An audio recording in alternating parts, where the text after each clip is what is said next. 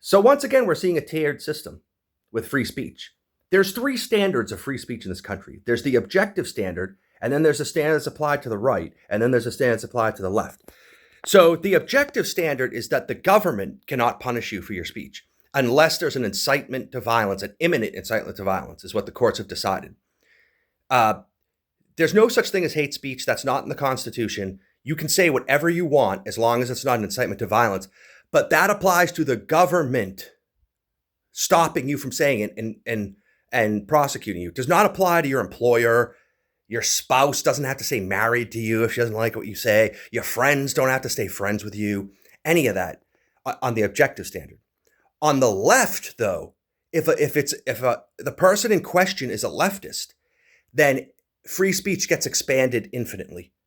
Not only is it that the government can't stop you, but your employer has to like it. Your employer has to keep you employed.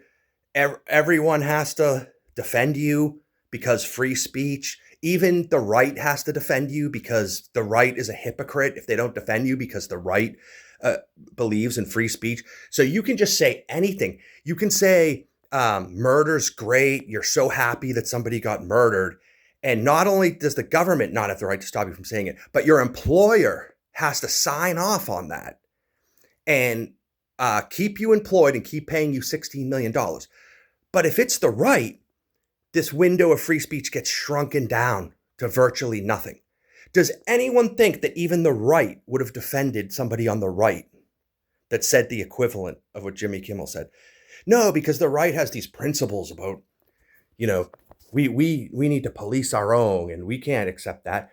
And, and the pressure on the left would just be so overwhelming to screw this person. And we've seen it happen. There's Alex Jones. Did anyone defend Alex Jones on the basis of free speech? No, they said what he said was abhorrent. Even the right disowned him. He's gone. I mean, he might be doing some podcast from his basement or something, but he's basically gone. Milo Yiannopoulos, all these examples of where if you're on the right, your free speech rights are in this tiny, narrow strip that the left picked, that the left decided was acceptable speech. If you're on the left, free speech means virtually anything. I mean, your wife can't leave you because she doesn't like what you said, because free speech. She has to stay married to you. I mean, that's the fact. And that's what we learned once again from this Jimmy Kimmel thing. There's never going to be any consequences for speech on the left whatsoever.